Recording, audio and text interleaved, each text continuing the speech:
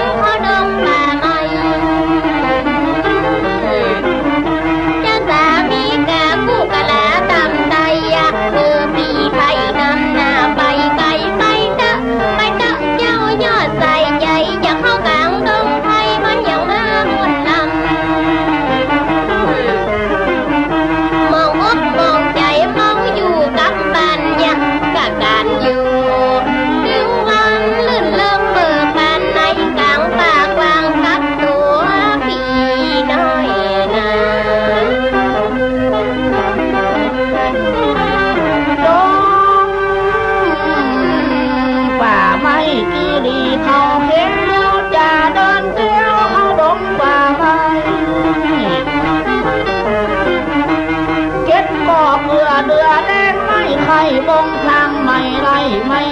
เขาล้างไม่คดไม่หวกไม่หอบไม่งามออกใหญ่หลามลิ้นต่างมากลำไม่โมนี่บ่มีไผห่วงน้ำตามแต่เจ้าบ้านจะตัดวันตามใจไม่เหี่ยงไม่ตึงไม่ห่วงลำใจรัฐบาลไทยก็ได้ห้ามห่วงไว้ไม่เหี่ยงตึงตัวนี้เอาบ่ได้เป็นไม่ห่วงหายตึงวันเป็นไม่สังวันบ่ได้เอาเมื่อบานจะโดนตาล้างเบาวางนา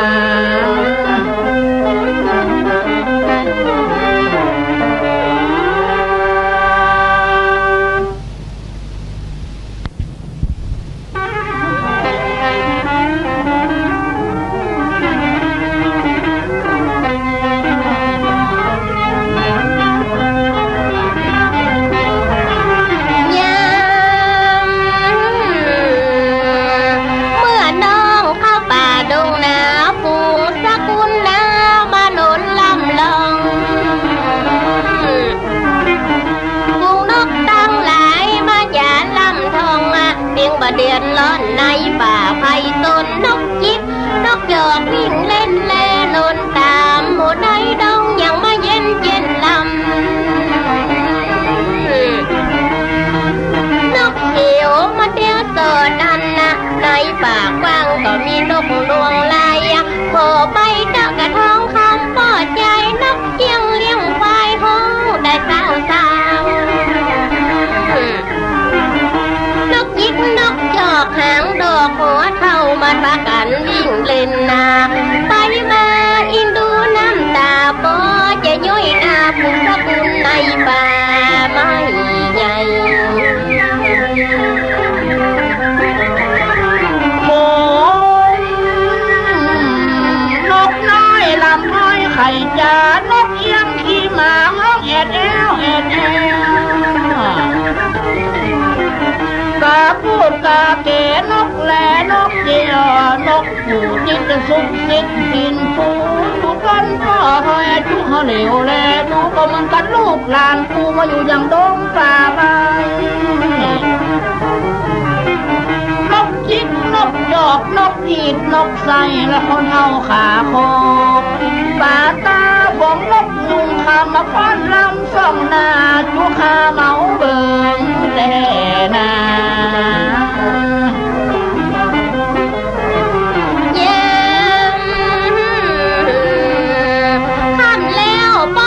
สูงสายป้ากันเดินไทยง้อมใจเช่นลำสองขาผัวเมียป้ากันเดียวต่อดันนะป้าใส่ต้นดอกไม้งามสวยผัวเลี้ยงตัวน้อยหอมสวยยืนจอย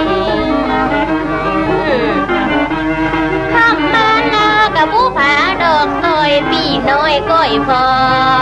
ตั้งบนพุงดอกตั้งลายเก็บย้ายเป็นต้นมีอยู่ในดงป่าไม้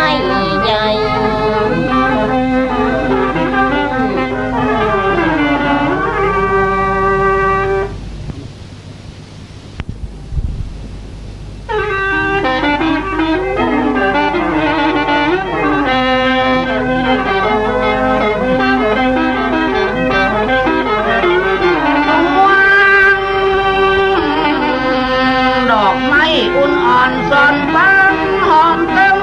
ดังองค์บงกูสลิดสลัมดอกข้ามโพจูดอกผู้บอกให้แบ่งบันเป็นจีหุบบุญทาบุญนักษาลาภีหากถึงมีเต็มดงป่าไม้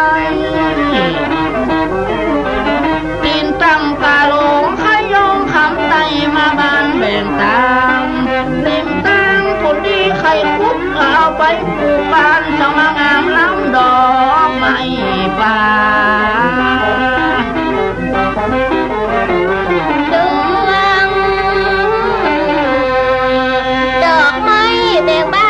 เผ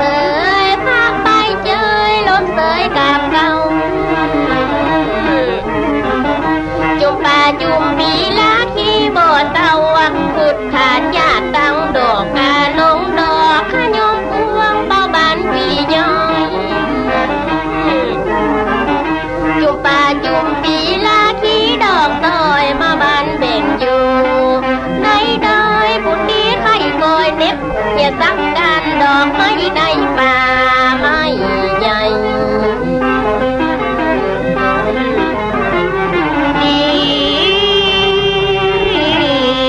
ดอกไม้บ้านไม้หน้าผาสังว่างามตาพอดูแล้วน้องไห้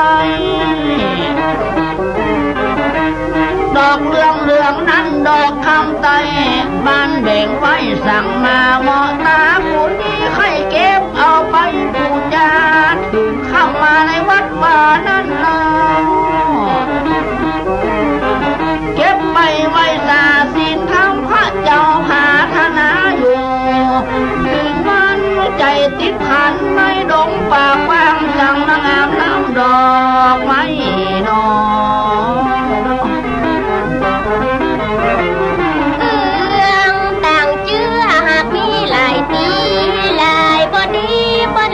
ตัวเลี้ยงมีดังเอื้องมาก็มีดังเอื้องเมียงมาตาเตียงซ้อนดอกอ่อนใบเจือมูกแดงเป็นเครือมูกหลวงมูกน้อย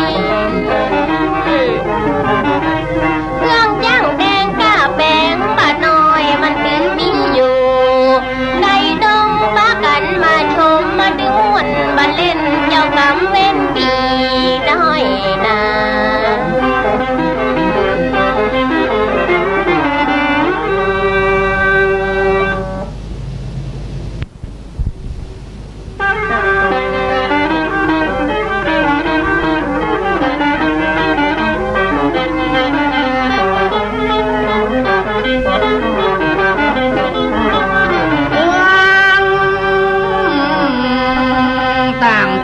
มีต่างลายสีลายราคีเปิ้นเลี้ยงตัวเลี้ยงมีตึงเอื้องผ่าเอื้องหมากเอื้องเมียงสะเตียงซ่อนดอกเอื้องจำปาตั้งเอื้องขี้หมาเอื้องเพิงเอื้องมีสามปอยเรื่องดุเนืองกวนปีนงามสาแลมสะอาดงามป้อนสาละพีสามสีงามอ่อนกุหลาบนกอ่อนสีสะวางฟ้าเจ้าบ้านไฟตีนร้อยห้องหาเอาเป็นน้ำกาเจ้าบ้านตีนร้อยเก็บได้ลายขาซื้อควายแม่น้อยสีดำน้อยแม่ว่องนา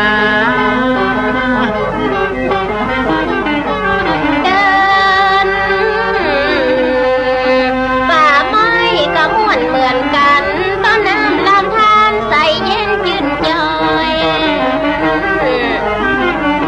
ดอกไม้ดังหลายออกใจเป็นถอยสกุลหน้าน้อยลาเล่นเป็นใจ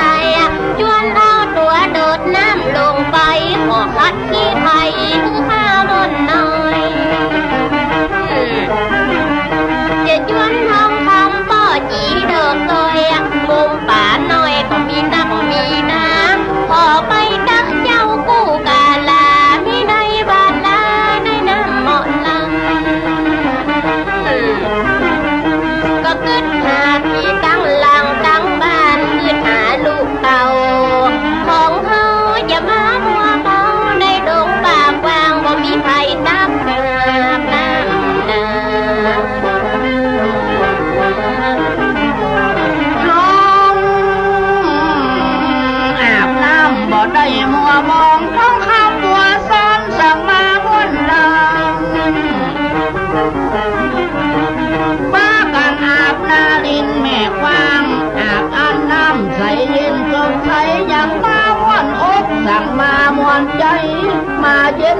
เวียนหิงสายลอย